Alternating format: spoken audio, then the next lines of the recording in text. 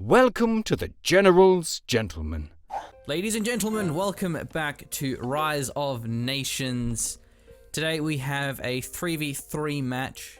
I know some of you guys love seeing the team games, and today it's going to be 3 high-tier players. I definitely made sure I checked the players before casting this game, because last game we had a bit of an incident. Yes. With 2 noobs, so it wasn't the most interesting shoutcast, so hopefully this will make things right, to quote the very first line of Star Wars Episode 7. I think that was it, or this shall begin to set things right. It was something along those lines. I don't even remember. A massive jab while, at George Lucas for his prequels being awful. Yes, quite. So our players for today will be Venna. He's going to be playing as our Iroquois. His companions shall be Proles. He's going to be swording as our Greeks, and Venna as our Dutch. Dante is the Dutch. Oh, sorry, Venna yeah, was wait. Yep. Venna was the Iroquois, and Dante was the Dutch. Yep. Yeah. As for the left side, the western side, I suppose, it's going to be Coin as the Blue Mongols, Kazamas as the Green British, and House as the Koreans.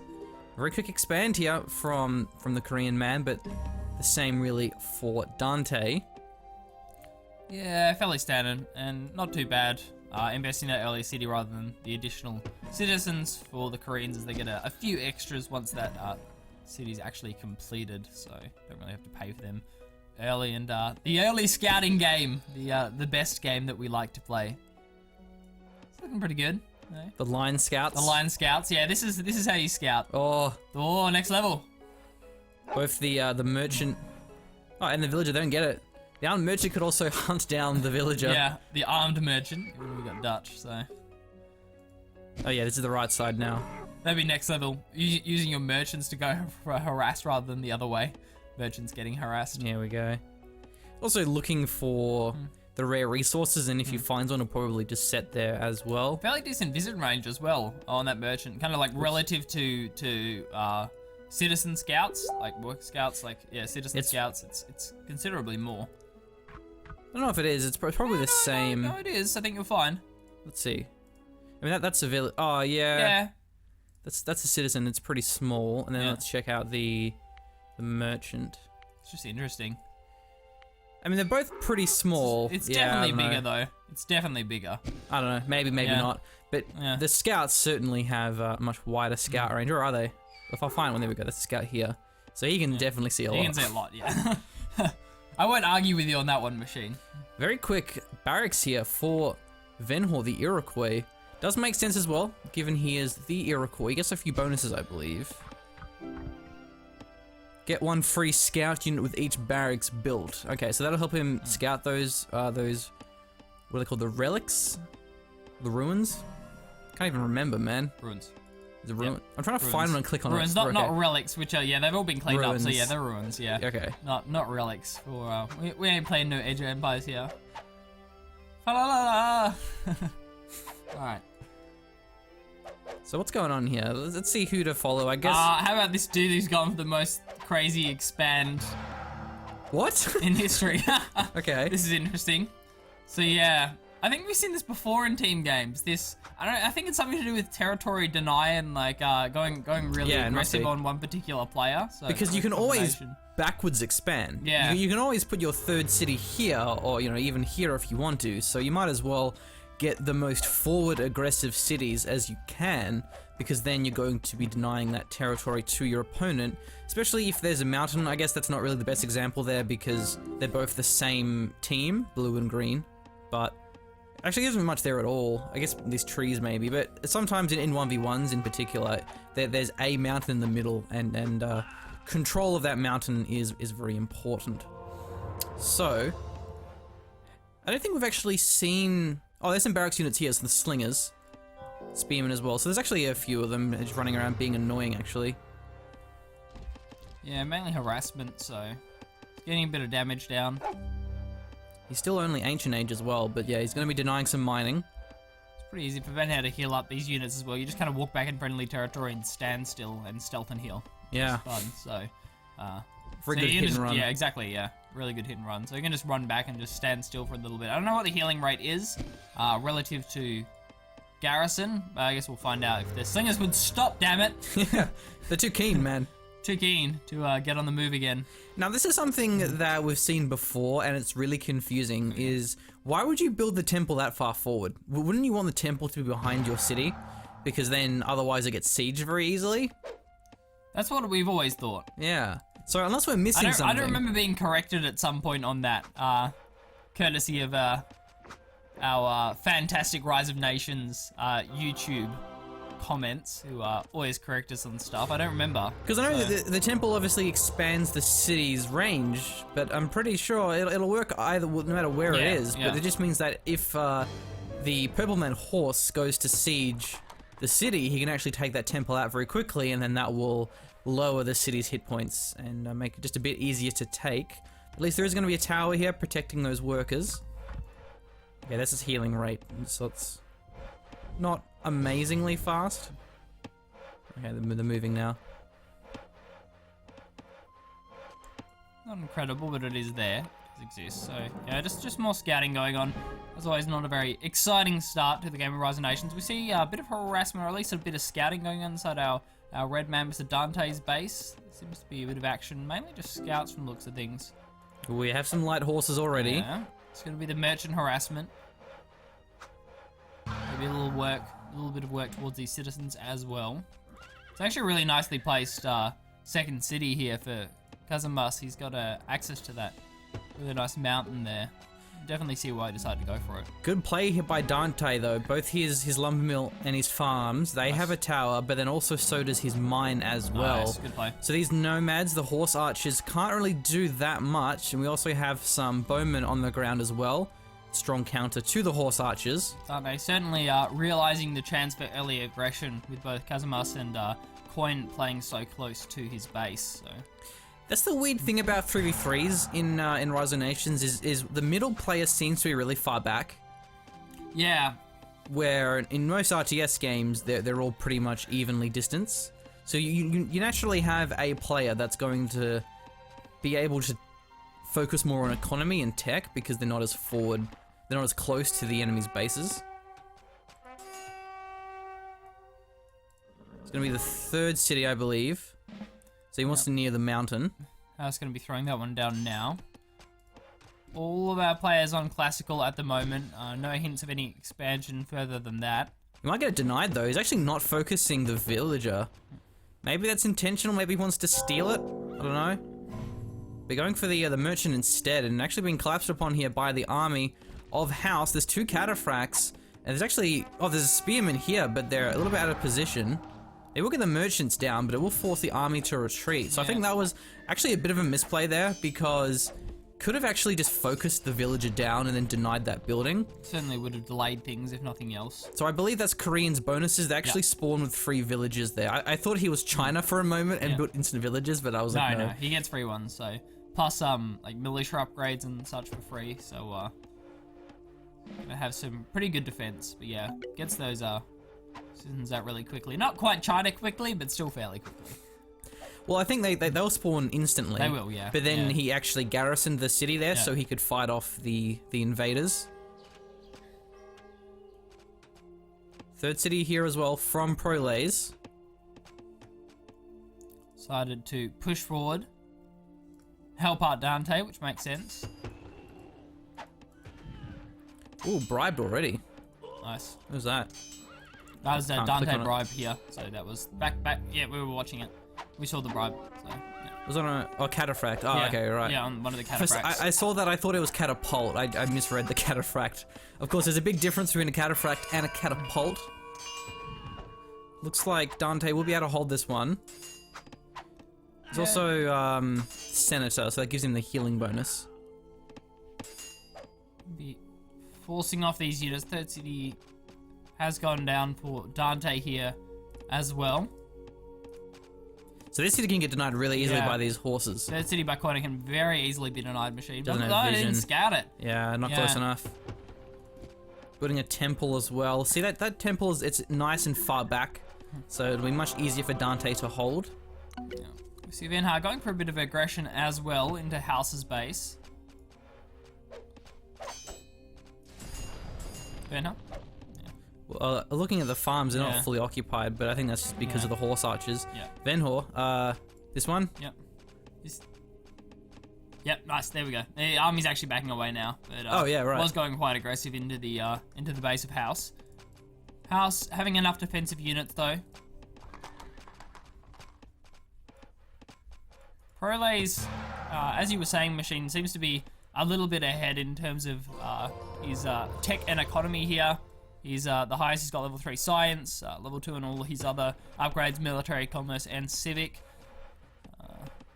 Dante will actually be the first one to head towards the medieval age for our right side team, whereas Coin's already there. Yeah, the blue man here. Bit of harassment from Dante. Currently, the city is very exposed right now. Don't think Dante has that many troops to take it though, because he went for the quick tech. So we'll get forced away. Actually, there's a fair bit of hoplites as well here. So you can definitely see the fact that because Dante has a third city, it's been a bit more filled out with buildings, and he reached his medieval age, he's a bit behind in military units. Yeah, will be. Coin deciding to go for the medieval tech before going for his third city, though that one is now up. Putting a siege factor as well, so gonna start putting the pressure on either this blue city or even the green one. They're both, it's a bit of a salient actually, look at that. It's kind of encircling the city of Campen.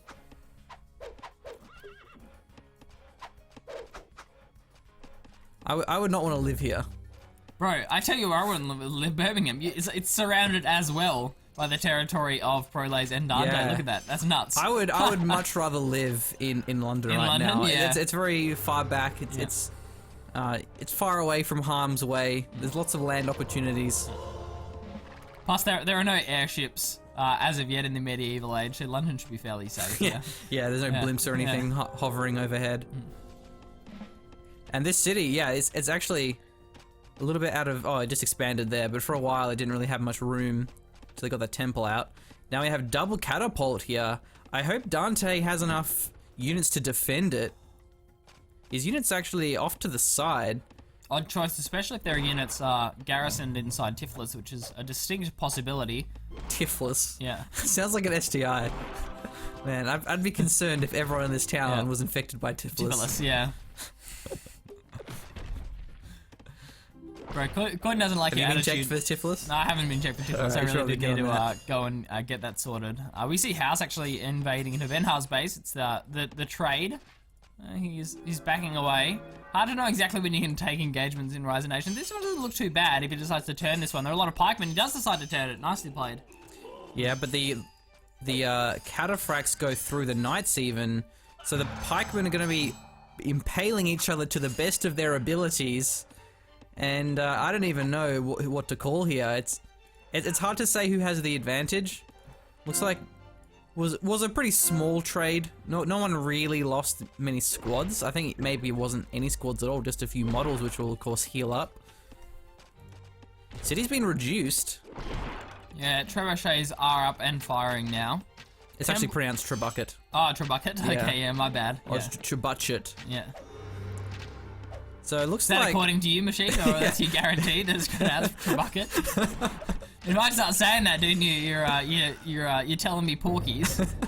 I would never lie to you. Yeah, I'm sure you wouldn't. So perhaps Coin can hold on to his base here.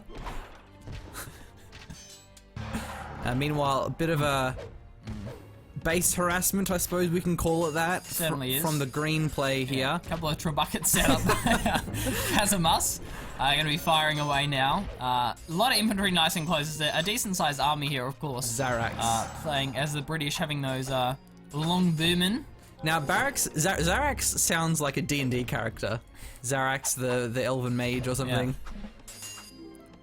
But it looks like that's basically it for Dante. He only has a handful of units left, but it may be enough to get the city. He's actually going to be assimilating it, and Coin does pull the retreat here, so that's going to be the first city steal of the game, but the same is happening for Zarax.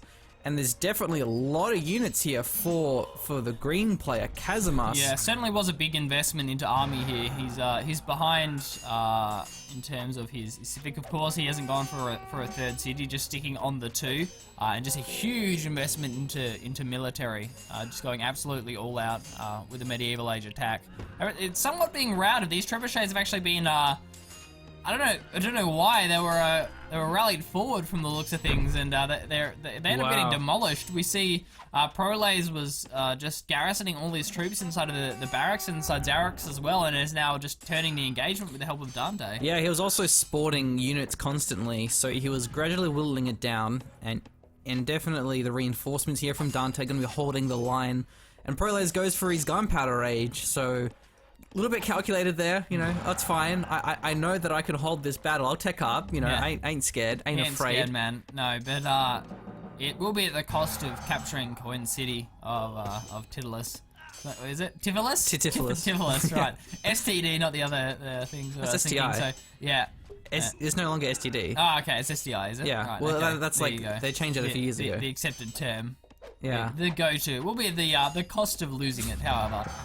It isn't assimilated, and we do see Koi managing to capture that one back. He's going to be repairing it with a few of these citizens now, and so has the temple there as well. The Trebuchets, weren't able to take the temple down. So it's going to be constantly rallying units from Proles and from Dante between their base, trying to hold camp and maybe even trying to siege Birmingham instead. Meanwhile, at the north, looks like it's a bit more chilled up here, a bit of bro code. Just hanging out, building some castles. We might be able to compare the economies up north. That might be an interesting thing to do. It's really small. Look, yeah, really low food income. Yeah, low across the board, really. He must have villages not mining somewhere. Oh no, he just doesn't have much food. Wow, 110 against the 170. That's crazy. Gunpowder Age there from Dante as well. Certainly seems as though our right team is starting to pull ahead here. Pretty even in terms of their map control, 40% to 41%. No huge leads. Whoa, look at these pikemen. There's a lot of them. Right, okay. They're all real ones as well. They're not fakes. I can probably see him holding here. There's far too many pikemen. Yeah. And actually going to be taking up to Gunpowder Age as well. So it looks like House is ahead in terms of the rest of his teammates. Not a huge surprise given that, again, he has been a little bit left to his own. Hasn't had to worry about having his city butting heads with the other cities of his opponents. He actually has a castle here as well. I'm not sure about his positioning. It's very far back. Maybe would have been better off putting it more forward if he can. Like, with this castle here is in a really good spot. Yeah, it's nice.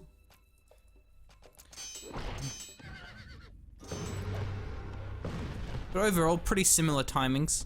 No one's really getting behind. Yeah, I mean, Kazamas, he's actually got decent income, above what I thought he had. Pretty low in terms of wealth. Yeah, his knowledge income isn't amazing, but overall, I mean, he's not super far behind considering the fact he's only on 2 cities still. Maybe he adds on that additional civic soon as well. And of course, the higher tier merchant harassment that we're very used to and big fans of course. London isn't safe all the way here, and that will go down. That knight must have run pretty far from up there, the yellow, so good to see these players not relenting in their aggression. We have 4 trebuchets, so this city gonna get taken down pretty quick, but at the same time, it's the neutralized city as well here from Tiflis, so this is going to be a very crazy engagement. The allocation of forces will be very important. We do also have the Colossus being built up here for Dante. Yeah, Dante's going to be going for that one. I'm pretty sure it's the first wonder of the game that we've seen. Yeah. Colossus is going to be the first one. He's normally the standard first. I'm not sure what the meta is in team games. I'm sure it's normally just everyone wants a terracotta army, because let's be honest, that is the best one. Okay, going for the the engagement. He actually doesn't go for the trebuchets though, he gets caught by all of the pikemen. There's a lot of the arquebuses behind though, so should get some pretty good damage off on the pikemen as they try and chase the cavalry down. Yeah, trying to kite this one out are the cavalry, but the pikemen are actually taking a fair bit of a beating and still pushing forward. Still nice cavalry kiting, and it's overall it's free damage. Trebuchets managed to find the reduction onto the city of Campen, We don't see Dante moving to defend this one either. He's You staying can't back. capture with trebuchets. Yeah, that's not how it works, bro. Maybe he's going for the stables Yeah. and the production. That'd be quite nice. But I feel like that was a fantastic engagement there for Prolays. Yeah. Killed a lot of the pikemen there. Kazimierz maybe overcommitting to that. The pikemen were chasing them down for far too long. Going for the city, the keep as well. So this is kind of all over the place. We see Dante fearless, not going to defend his base. I think he's trusting in Prolays' abilities to hold the line for him. Let's see if he actually will. How much of a scumbag are you, Prolays? No, he's going in for his teammate. Yeah, he's running in now. I mean, the city has actually been captured. It wasn't quite in time. These trebuchets are going to go down, which means the production should live. The stable's really close to going down, but it does actually survive here. Repairs through this one, and the city goes back into the favor of Dante. Dante has complete faith in Prolays being able to hold this one. I'd say the biggest problem was Callum actually lost all of those pikemen. They didn't get back inside the barracks. The squads were really close to getting inside on one model, but they didn't quite get there. So it's going to be a pretty big cavalry army here, but going against the pikemen. So maybe a pretty expensive engagement here for Dante to fight, but it may be enough for him to win this city. This could be a very decisive win here if Dante gets this city while Prolays does the same. But actually, here come the forces of purple. Whoa!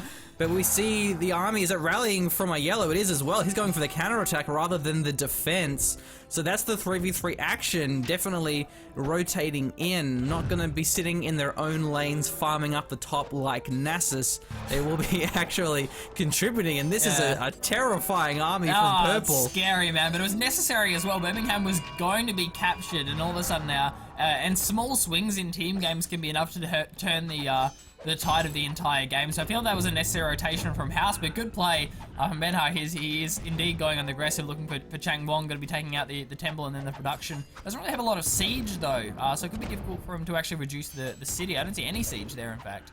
Yeah, he does at least have the despot there for the attrition damage negation, but there's no castle here, there's no towers as well. Perhaps Prolays can hold on though, but this red city of Camden is actually being repaired by the villagers. Simulated 35% is Tiflis. So, let's see how it goes here. At least going for the barracks first. The 3 production, they are a little bit exposed. There's actually there's a bit of backup production. We see a stable there. I think that's actually it though. Yeah, there's only a backup stable. So maybe Prolays should start building some more barracks to replace his front lines. And yeah, actually doing a fair bit of damage here. Not going for the capture, not going for the city, but rather going for the harassment. This is actually pretty clever here. Doing a fair bit of damage. He knows without any siege, he can't really get the cities down. They're definitely going to be forcing a response here from House. He has to really commit to this fight, or he has to pull back. Yeah, Siege Factory going to be going down as well as the stables here. So this ends up being a pretty fantastic rotation from House. They're taking out a lot of production. Putting a lot of pressure on, saving Kazimierz here, who's actually decided to throw down the 3rd city. He's finally got there. Didn't take him long at all. Who, sorry? Kazimierz, he got his 3rd city. Oh, this one, so, yeah. Yay! Fantastic. There's actually a fair bit of units inside of that city as well. Let's see the composition. There's a lot of pikemen and heavy knights. That's really it, actually. So, arquebuses and pikemens. Is Prolays going to be fighting this? Looks like he wants to. Or at least, the cavalry's coming for the flank here. At least going to track out the trebuchets here. Yeah, excellent play here. The response a little bit late there from Howes. Now he's pulling both the trebuchets go down, and the light cavalry disengage from this one. Very nice hit and run tactics, but now here come the heavy cavalry. Maybe overcommitting to this. Let's see though, of course, remember the heavy cavalry aren't as effective against siege as the light cavalry. So they actually weren't able to take out any of the bombards. Nice try there by Prolays. Oh, that was a beautiful teamwork play coming in. Almost all of at least the 2 trebuchets go down, though the rest will survive. Zach's actually been reduced. The infantry can't retreat into this one. The arquebuses, they get a lot of free damage down as well. Whereas Dante, he's in the base of Coin, going for some harassment as well, but I'm not sure that Prolays can hold this one. Actually gets another reduction. He actually gets reduced there. Remember, this city has assimilated, so it can start being repaired. Meanwhile, what's happening at the north? Did Yellow pull back? Oh no, it's actually going for the assist. So he did pull back from the engagement here. Going to be holding the line for Prolays. Looks like Purple will win only slightly, but actually perhaps not here. Gonna be a pretty similar fight, but the yellow man should even things up here. Getting in just in time. Double barracks being built at the back here for It's Prolays. going to be infiltrating in, so that's probably going to be at the cost of all of the cannons. We're getting a lot of GG calls here. It's certainly, I mean, it could look that way depending on how this engagement goes. There we go. Yeah, that'll be cleaned up. Remember, let's have a look at the income here of House. Not too bad, actually. Was able to recover a bit. Yellow's food income is still really bad. He should definitely fix that one up. But either way, Dante, he's got the damage done. He has 2 cities off the hands of Yellow. That's actually the capital as well, mind you. Was the Senate near? Yeah, that's the Senate here. So Yeah. that's the capital. So this will be in the elimination if it's held for a few more minutes. And this is the production as well. So Blue is pretty much out of this fight right now. Certainly seems that way, and stabilization across the board as well. Benhead doesn't lose his city. We could see the rotation back up to the top. Prolays looks fine as well. Really decent sized army here from Dante, and as you said, Machine, that indeed is the capital, and we've got a 3-minute timer before we see Coin out of this game, and playing a 2v3 in Rise of Nations does not sound like a fun time. Yeah, no, you wouldn't want to do that for sure. I think they're just talking about the game. It's looking pretty over. Purple is actually getting a bit of an army up here. This is the capital of Yellow, so it's a little bit exposed, but the army is pretty significant. Certainly has rotated back up. There goes all of the production from Coin. Oh, they're still in this game. Oh, the typical Rise of Nations thing where everyone calls GG, but no one actually quits. Yeah. And you just never know. I could 2v1 myself with Dutch against Mongols. Okay. We have the Enlightenment Age. I've gone up to it. 2 minutes now on Coin's capital. I bet you Purple is like, man, bad teammates. If I didn't have to pull my army, I would have been fine. Yeah, he would have been alright. I think he ended up losing a lot of citizens, or at least forcing him off economy, forcing them inside of the cities to take cover when we saw Venom go for the counter harassment. Sorry, first game of the guys wasn't great. That'd be nice if you can actually quit. That'd be good. Alright. Well, at least we can wait 1 minute 20. Maybe they'll quit when Coin assimilates, so certainly is a possibility. Yeah, Dante kind of balled out of control this game. Yeah, him and Prolays had pretty good synergy, I think. Yeah. The play onto the artillery, the attack onto the trebuchets, like with the RKPCA firing at the pikemen that were running after the light cavalry, and then the heavy cavalry. Okay, they're calling GG again. The second round of GGs, and we have the Versailles. There we go. Hey, there we go. Nice little game there. Pretty good communication, I think. I definitely don't know what was up with Yellow's food income. He should definitely work on that. You didn't only had a handful of cities there, but sorry, of the food farms. But yeah, nice game. What else can we say? Thank you for watching. If you want to see more Rise of Nations, let us know. And yeah, if you want to support the channel, you can do so via Patreon. We are posting a video every day to the channel, getting your RTS fix out there.